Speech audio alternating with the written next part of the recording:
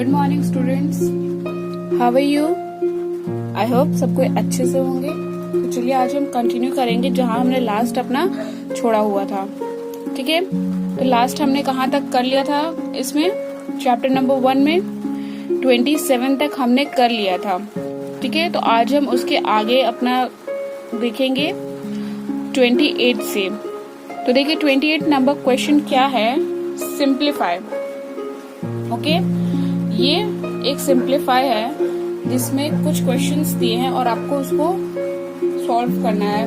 मैं आपको 2-3 एग्जांपल्स इसमें करके दिखा देती हूँ, बाकी का आप खुद से अपने से करेंगे।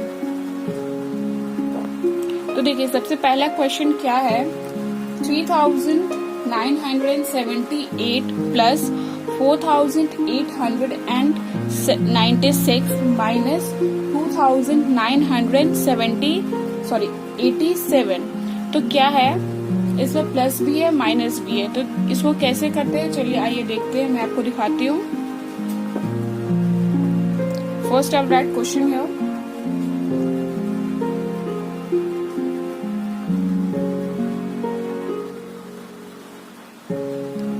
ए 3978 प्लस 4896 माइनस 2987। ठीक है, ये हमारा क्वेश्चन है। तो इसको हमें क्या करना है? सॉल्व करना है। तो देखिए सबसे पहले हम क्या करेंगे, इसमें माइनस भी है और प्लस भी है। तो हम क्या करेंगे सबसे पहले, अकॉर्डिंग टू द बोर्ड मास। ठीक है, बोर्ड मास से क्या होता है? हमारा एक फॉर्मूला है,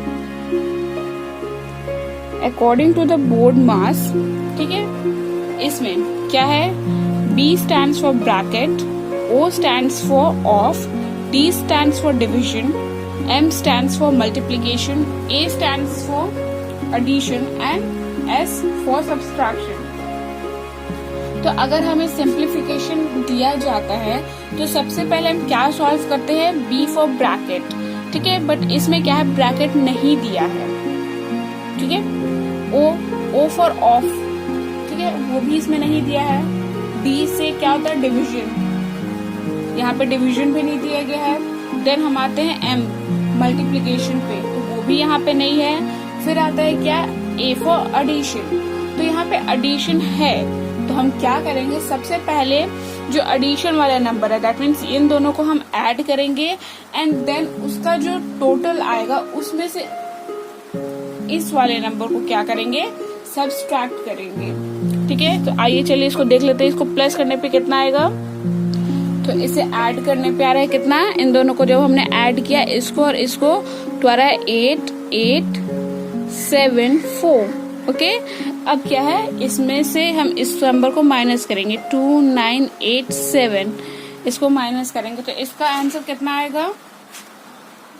तो इसको माइनस करने पे आंसर आ रहा है 5887। ठीक है, तो ये हमारा क्या हो गया? क्वेश्चन सॉल्व हो गया।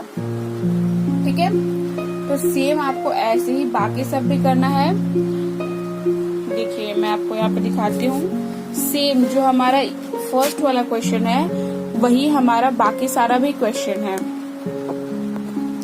आपको बाकी सारे क्वेश्चंस में भी सेम यही करना है। जहाँ पे माइनस और प्लस का दिया गया है, सबसे पहले आप नंबर्स को ऐड करेंगे जो एडिशन वाले हैं, एंड देन जो सब्सट्रैक्शन में दिए है उसको आप क्या करेंगे? सब्सट्रैक्ट कर देंगे। ठीक है, तो बाकी सब आप अपने से कर लेंगे। चलिए now we will move to our next question, that is filling the blanks. इसमें क्या है? कुछ ब्लैंक्स दिए गए हैं, हमें उसे सॉल्व करके फिल करना है। ठीक है, फर्स्ट वाला क्या है? देखिए 278 मल्टीप्लाइड बाई 10। तो हमें क्या करना है? 278 को 10 से मल्टीप्लाई करके वहां पे आंसर लिखना है। तो कितना आएगा? इसको हम मल्टीप्लाई करेंगे तो 2870, ये हमारा आंसर आएगा। ठीक है, मैंने इसको मल्टीप्लाई करके लिखा है। ओके, अब मैं आपको एक और एग्जांपल दिखा देती हूँ।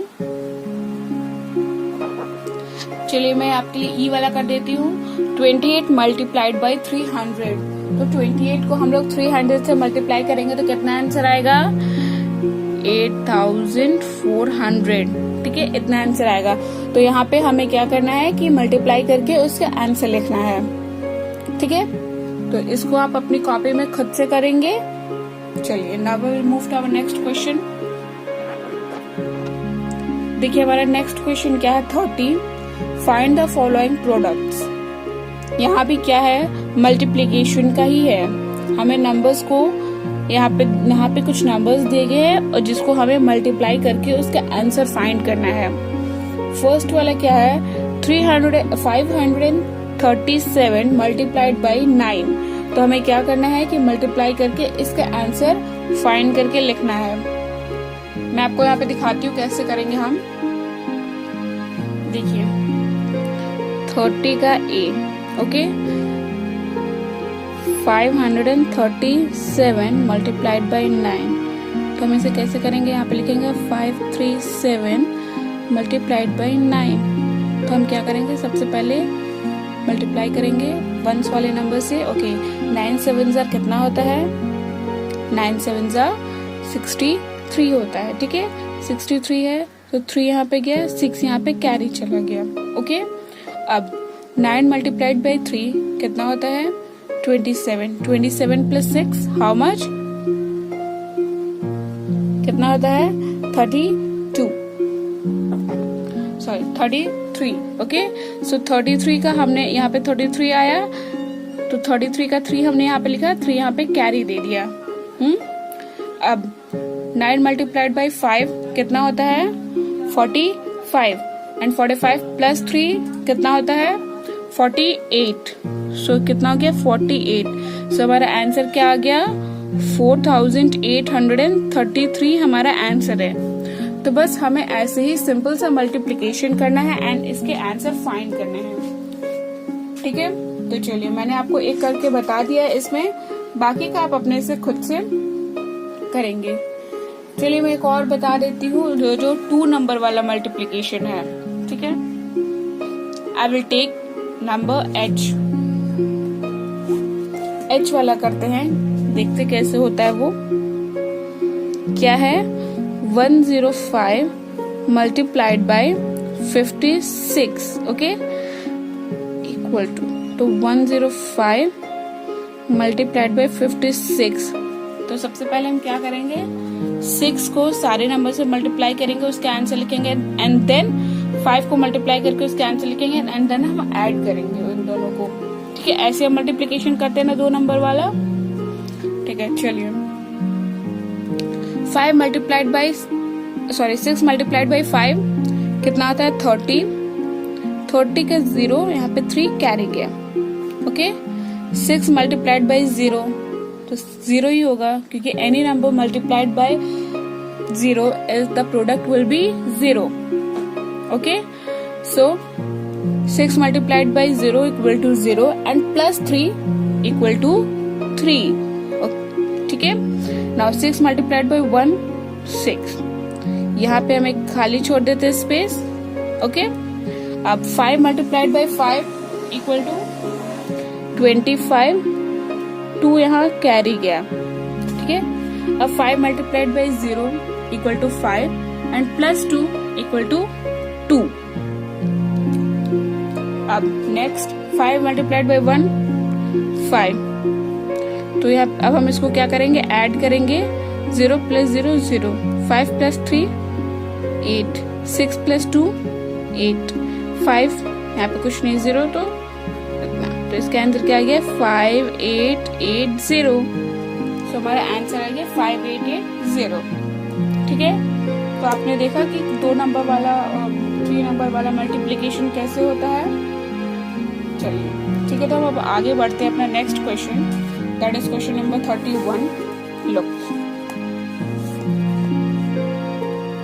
Question number 31 is, a man saves ₹78 per month. How much will he save in 4 years? तो क्या करेंगे हम, इसमें क्वेश्चन में क्या दिया है, देखिए कि अ मैन सेव्स ₹78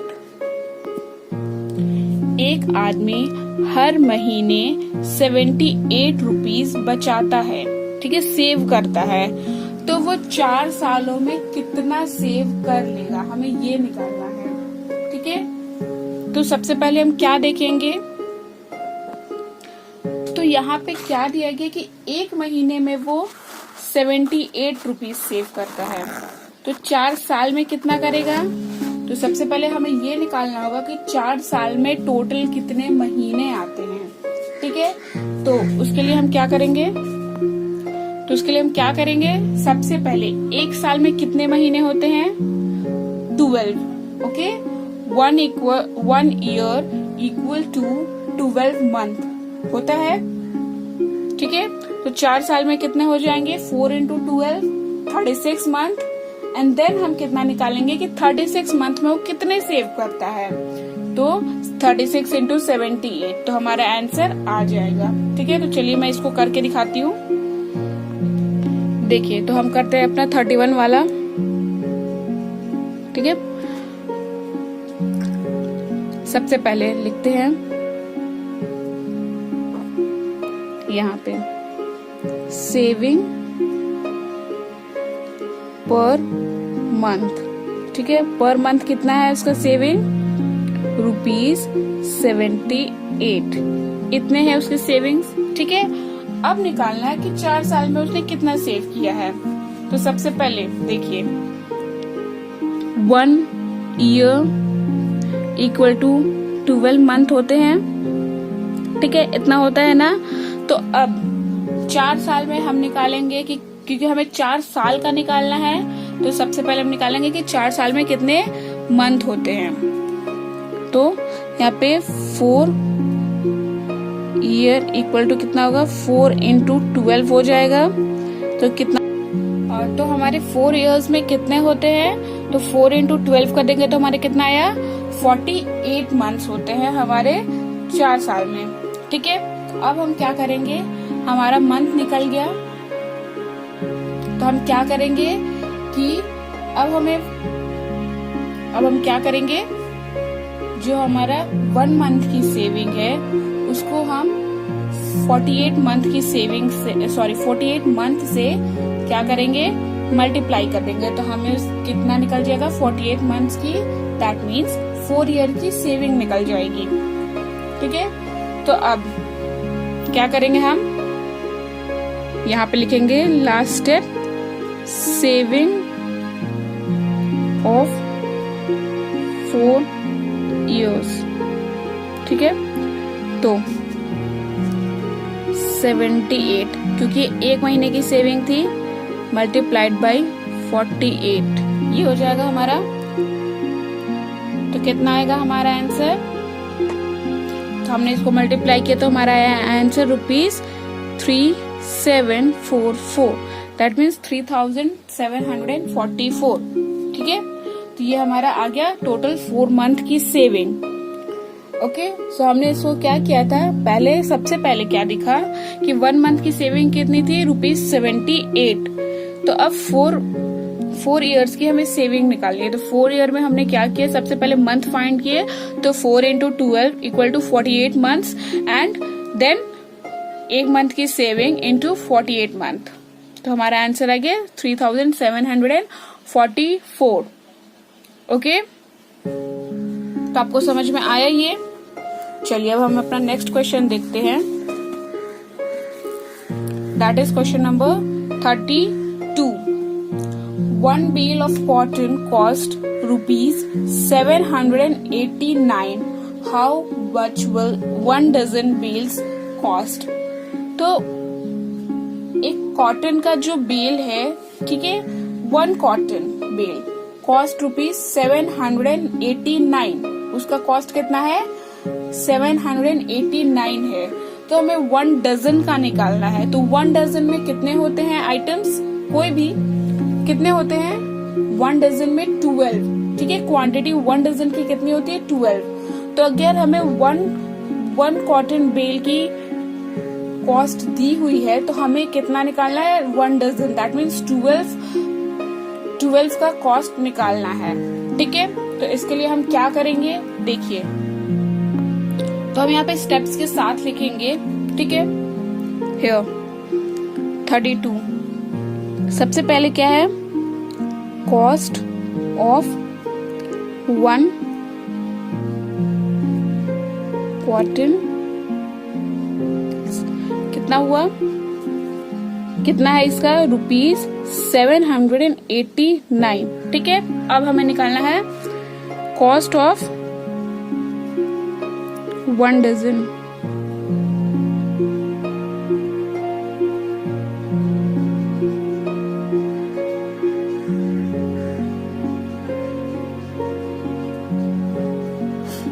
सबसे पहले तो 1 डजन में हम क्या देखेंगे कि कितने होते हैं, 1 डजन इक्वल टू 12, ठीक है। 1 डजन में 12 होते हैं हमारे, तो हम इसके लिए क्या करेंगे, 789 मल्टीप्लाइड बाई 12। तो इसको जब हम मल्टीप्लाई करेंगे तो कितना आंसर आएगा, आंसर होगा ₹9468, ठीक है। तो हमारा आंसर आ गया क्या, देखिए, तो हमारा आंसर आ गया टोटल 9468 रुपीज, ठीक है। तो इसके लिए हमने क्या किया है, जस्ट जो हमारा कॉस्ट ऑफ 1 कॉटन बिल था उसको हमने डजन से, दैट मीन्स 12 से मल्टीप्लाई कर दिया, तो हमारा कॉस्ट ऑफ 1 डजन आ गया, ओके, ठीक है। तो चलिए आज के लिए हमारा इतना ही था। बाकी के जो हमारे क्वेश्चन है 33 से जो भी क्वेश्चन है हमारे, उसको हम क्या करेंगे, अपने नेक्स्ट वीडियो में कंटिन्यू करेंगे। आज के लिए हमारा इतना ही, आप इसको रिवाइज करिएगा और जो कुछ क्वेश्चन जो ऊपर मैंने बताए हुए हैं उसको आप अपनी कॉपीज में, जो रिमेनिंग क्वेश्चन है उसको आप अपनी कॉपीज में करेंगे, ठीक है। चलिए बाय।